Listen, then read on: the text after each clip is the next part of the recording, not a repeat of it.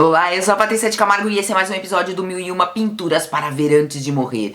E depois de uma noite de muito baile, canto, estou assim com essa voz pouco sensual, mas é com ela que vou lhe apresentar a 11ª pintura dessa nossa playlist. A 11ª pintura que aparece no nosso livro base, Teseu liberando aos meninos do Minotauro.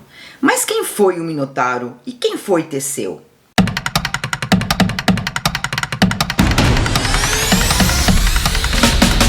Pra gente entender, vamos começar pelo rei de Creta, Minos, que ganhou um presente do deus Poseidon, um touro branco maravilhoso, que representava a aprovação do deus ao reinado de Minos e que ele devia sacrificá-lo em nome desse deus do Poseidon.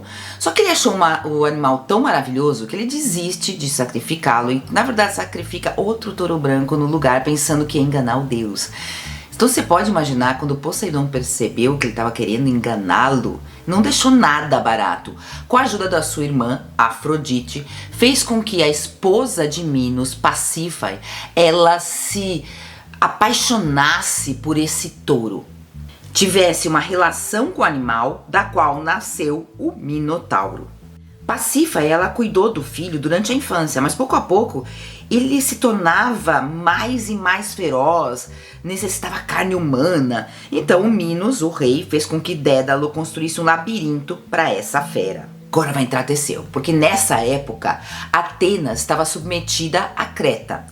Então o Minos, o rei de Creta, decreta que todos os anos os atenienses devem enviar para serem sacrificados junto ao labirinto do Minotauro 7 meninos e 7 meninas que devem ser escolhidos entre aqueles mais belos e fortes. E Teseu teria se voluntariado para estar nessa comitiva. Em outras versões, ele foi sorteado.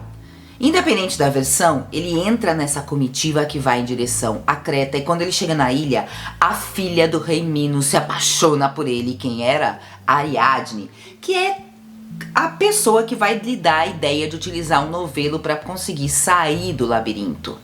Então ele entra, mata o Minotauro e com esse fio ele consegue descobrir a saída. E o que a gente vê no nosso afresco é exatamente esse momento, quando ele sai do labirinto. E a gente sabe que é esse momento porque do lado esquerdo nós temos o Minotauro já sem vida sobre uma poça de sangue. E aqui o Teseu, ele mais parece uma escultura, olha lá, ele tá configurado, nu, né, e nessa pose meio estática, e segura um grande cajado em um manto vermelho.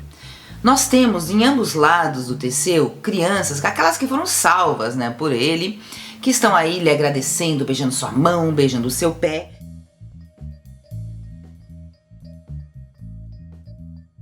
E do lado direito, um senhor e um grupo de mulheres, todos assustados, que comentam a cena.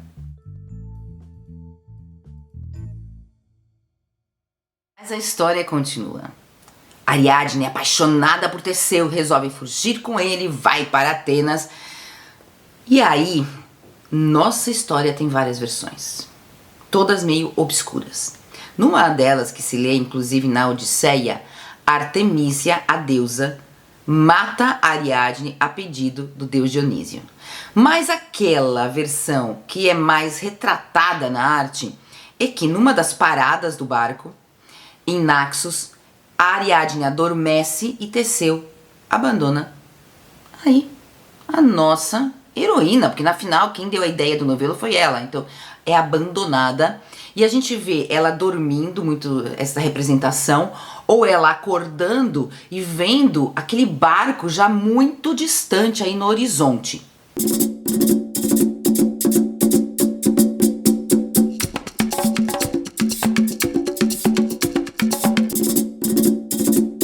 Nessa ilha de Naxos, ela teria sido encontrada pelo deus Dionísio, que casa com Ariadne. Mas se você perceber, em todas as versões, quem paga o pato sempre é Ariadne, e a gente nem sabe bem o porquê que isso acontece.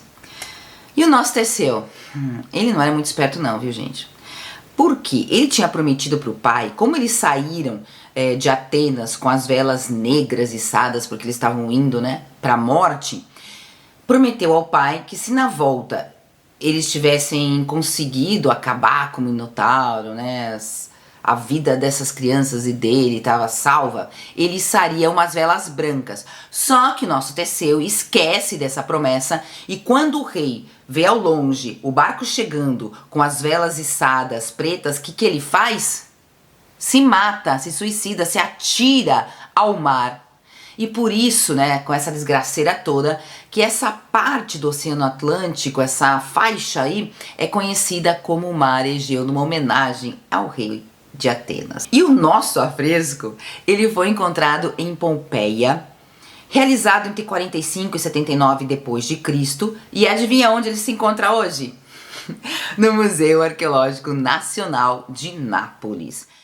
E o artista se inspirou numa pintura grega do século IV a.C., que foi copiada numa parede no que hoje se conhece como Basílica de Herculano. E qual que é a recomendação de hoje?